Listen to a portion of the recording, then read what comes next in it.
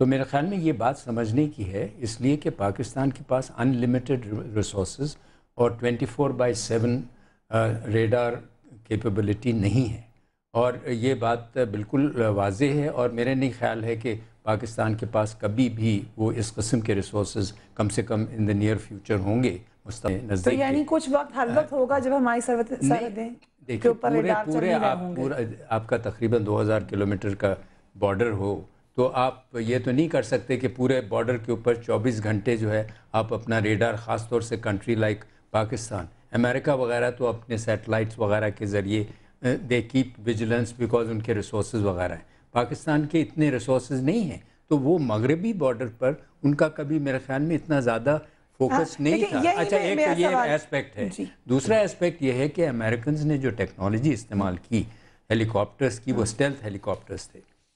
دوسری بات یہ ہے کہ بلو دا ریڈار، وہ بات میں آپ کی دیکھیں میں آپ کو یہ بتاؤں کہ وہ دوسری بات ہے کہ ہم نے اسامہ بن لادن کیسے یہاں رہا، وہ ایک انٹیلیجنس فیلئر ہے یا کوئی دانستہ طور سے، وہ دوسری بات، اور یہ دوسری بات ہے کہ امریکنز نے کیسے ہمارا اتحادی ہونے کے باوجود اس قسم کی حرکت کی، وہ جو یہ مسائل ہیں۔ لیکن بات جڑی ہوئی ہے نا طاہر صاحب، ہمارے صاحبہ میرا آپ سے یہ سوال ہے کہ ہم تو سمجھتے تھے کہ ابھی بھی سمجھتے ہیں کہ ہم ماشاءاللہ بہت ہم نیوکلیئر پاور ہیں، ہمارے پاس اتنے امپورٹنٹ ایسٹس ہیں، ایسے ملک کی کیا 24/7 ویجیلنس نہیں ہونی چاہیے؟ دوسرا سوال یہ ہے کہ کل جب یہ بات تسلیم کر لی گئی کہ ہمیں پتہ ہی نہیں چلا، تو انکوائری کا آغاز ہوگا کہاں سے؟ دیکھیں فریہ، سب سے پہلی بات تو یہ کہ آپ کو دیکھنا پڑے گا کہ اس وقت آپریشن کیا ہوا ہے۔ ایک تو یہ کہ عوام کے اندر غم اور غصہ ہے، اور وہ باحق ہے، اس کے بارے میں تو کوئی بات نہیں کی جا سکتی ہے، چاہے اس میں آپ کی سیاسی پارٹی ہے، چاہے آپ کی عسکری قیادت ہے اس کے خلاف، یا جن کی اس کے اوپر بات ہے، وہ ایک طرف۔ لیکن آپ دیکھتے ہیں کہ آپ کے پاس آپریشن کیا آیا، اور اس کے بعد پھر آپ یہ ٹیکنیکل بیسس کے اوپر آپ یہ کوشچنس کر سکتے ہیں۔ سب سے پہلی بات تو یہ ہے کہ اطلاع کے مطابق جو ہیں 2 اسٹیلتھ ہیلی کاپٹرز آپ کے پاس آئے ہیں۔ اس کا مطلب یہ کہ جب آپ کسی بھی تھریٹ، جو آپ کے ریڈارز ہیں یا آپ کی کیپیبلٹی، آپ تھریٹ اسپیسیفک کرتے ہیں کہ آپ کو کدھر سے خطرہ آ رہا ہے، خطرہ کدھر سے آ رہا ہے اور اس کی میگنیچیوڈ کیا ہے۔ جب آپ نے مغربی بارڈر کو خطرہ کیوں نہیں سمجھا؟ کیونکہ آپ کا خیال تھا کہ آپ چائنا کو خطرہ سمجھتے نہیں، کیونکہ آپ کا چائنا کے ساتھ اتحاد ہے۔ اس وقت آپ کے ساتھ ہوا یہ ہے کہ آپ کے پاس اس وقت اس دور کی پاکستان امریکہ تعلقات کے اندر بدترین خلاف ورزی کی ہے امریکہ نے آپ کے ساتھ، کیونکہ آپ کو خیال تھا کہ وہ آپ کے اتحادی ہیں، آپ کا خیال تھا کہ آپ کے ساتھ جو ان کی ڈیل ہوئی ہے کہ نو بوٹس آن گراؤنڈ، یا وہ آپ کے خلاف یہ نہیں کریں گے۔ اس میں ایک بات حسن صاحب نے، یہیں سے میں کیونکہ اس سوال اس سے پہلے کہ ہم آگے چلے جائیں، یہیں سے میں کویسچن ہی اٹھانا چاہتی ہوں، وقفے کی طرف جا رہے ہیں، مگر عابدہ صاحبہ سوال میرا یہی ہے، احسن صاحب نے بھی یہی کہا نو بوٹس آن گراؤنڈ، ماریا نے کہا، اور خود میں نے شاہ محمود قریشی صاحب سے اسی دن بات کی ہوئی، برسلز میں ہی تھے حسن اقبال صاحب کے ساتھ، ان کی بھی یہ انڈرسٹینڈنگ ہے کہ نو بوٹس آن دا گراؤنڈ کا معاہدہ تھا، جب وہ وائلیٹ ہو گیا ہے تو دوبارہ ہم کس چیز کا بھی انتظار کر رہے ہیں؟ یہ میرا سوال ہے، مگر وقفہ لیں گے، اس کے بعد مزید بات کریں گے۔ Keep watching News bat.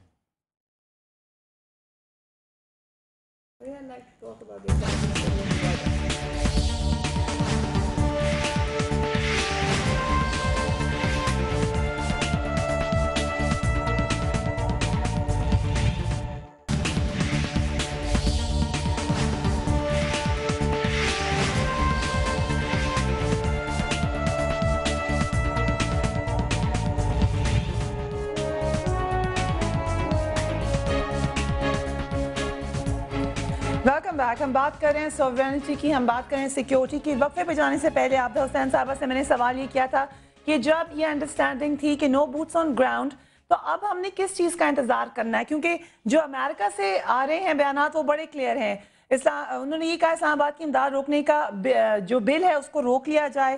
Republican party کی طرف سے بڑی کرٹیسزم آئی، خود وہاں سے یہ بیانات آئے کہ ذہن قبول نہیں کرتا کہ پاکستان کو اسامہ کے بارے میں علم نہیں تھا، اس کی تحقیقات ہوں، مگر ہم یہ کہہ رہے ہیں کہ اگر آپ دوبارہ ایسے کریں گے پھر ہم ایکشن لیں گے، اس کی کیا وجہ ہے؟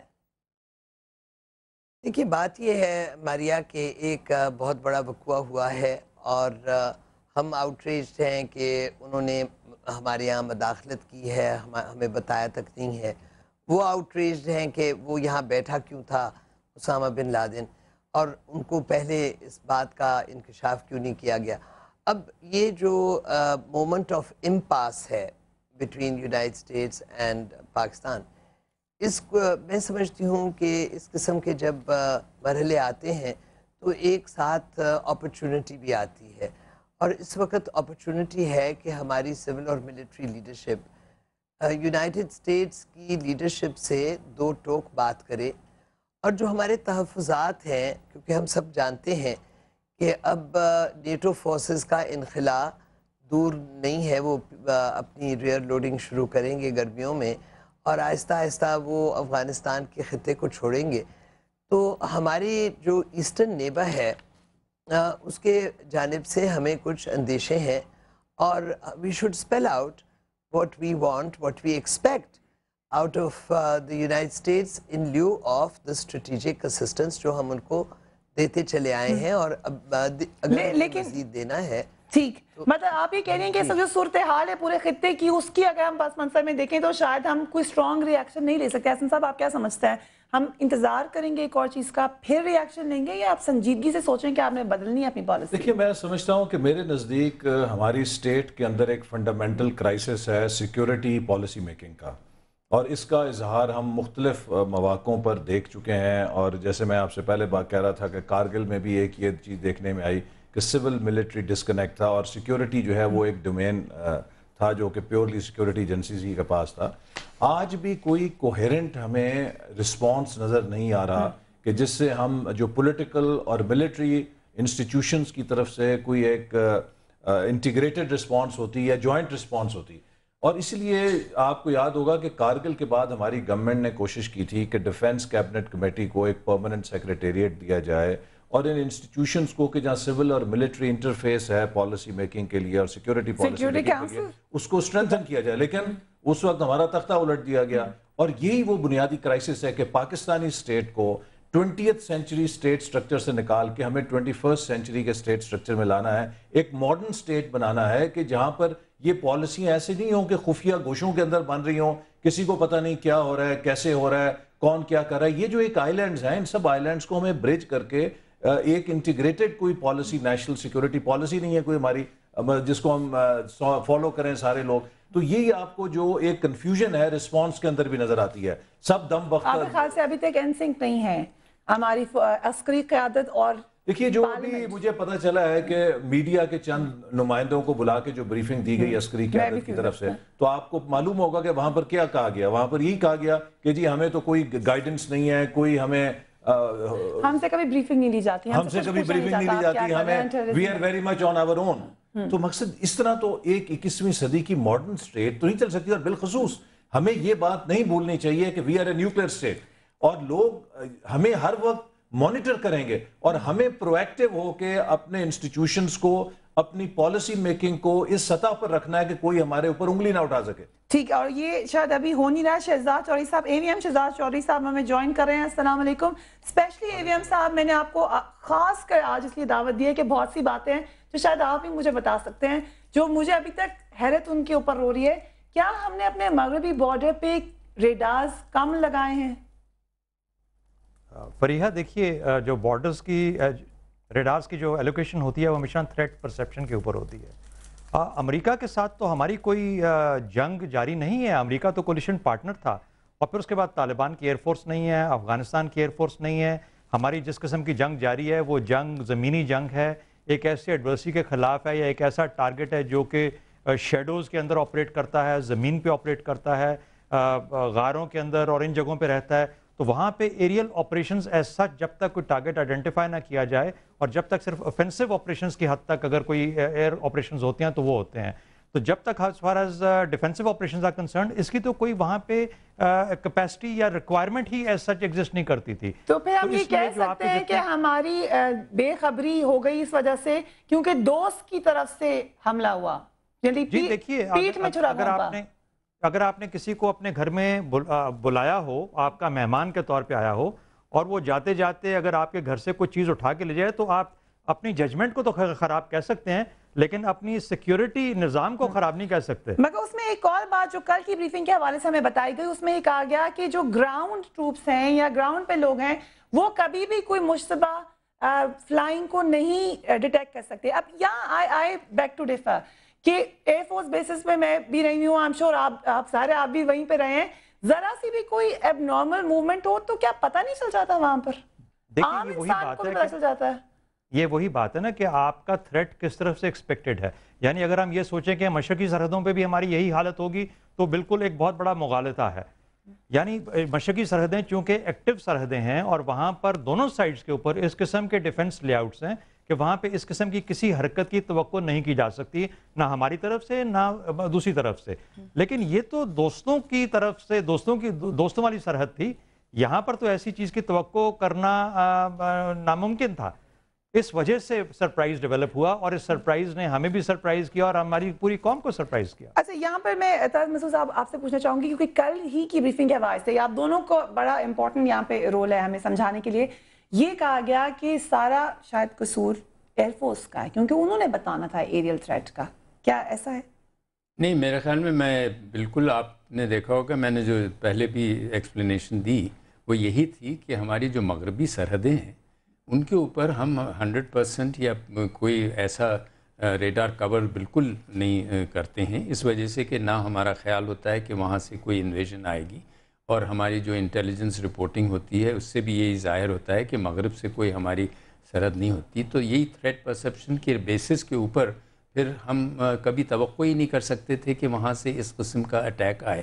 اب یہ دوسری بات یہ ہوئی ہے کہ ہمیں یہ بھی علم نہیں تھا کہ اسامہ بن لادن یہاں چھپا ہوا ہے، اور اگر یہ اس کا علم ہوتا تو پھر اس کے لیے ایک پروٹیکشن پھر پاکستان خود مطلب یہ کہ جس طریقے سے اپنے نیوکلیئر ایسٹس کو پروٹیکٹ کرتا ہے. یہ سوال ماریہ مجھے بتائیں گی، بہت امپورٹنٹ سوال آپ نے پوچھا.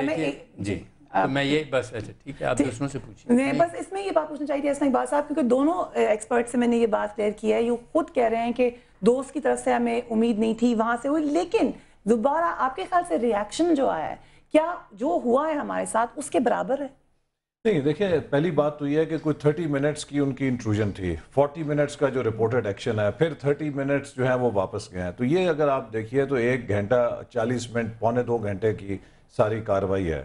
اور جب وہاں پر ملٹری ایکشن ہو رہا تھا، فائرنگ ہو رہی تھی، ہیلی کاپٹرز آ گئے تھے، وہ اتنا حساس ایریا ہے، ہمارا کوئی رسپانس سسٹم اس سے کیوں نہیں ایکٹیویٹ ہوا؟ یہ بہت سارے سوالیہ نشان ہے. پھر اس سے پہلے اگر اتنا بڑا گھر تھا وہ کیوں انڈیٹیکٹڈ تھا؟ وہاں پہ جو ہماری وہ FIUs ہوتی ہیں، جو فیلڈ انٹیلیجنس یونٹس ہوتی ہیں، کیا وہ سویپ کر رہی تھیں یا نہیں کر رہی تھیں؟ یہ سارے وہاں تک یہ آئے کیسے؟ کیا کوئی کسی بس کے ذریعے آئے یا وین کے ذریعے آئے وہ یہ لوگ؟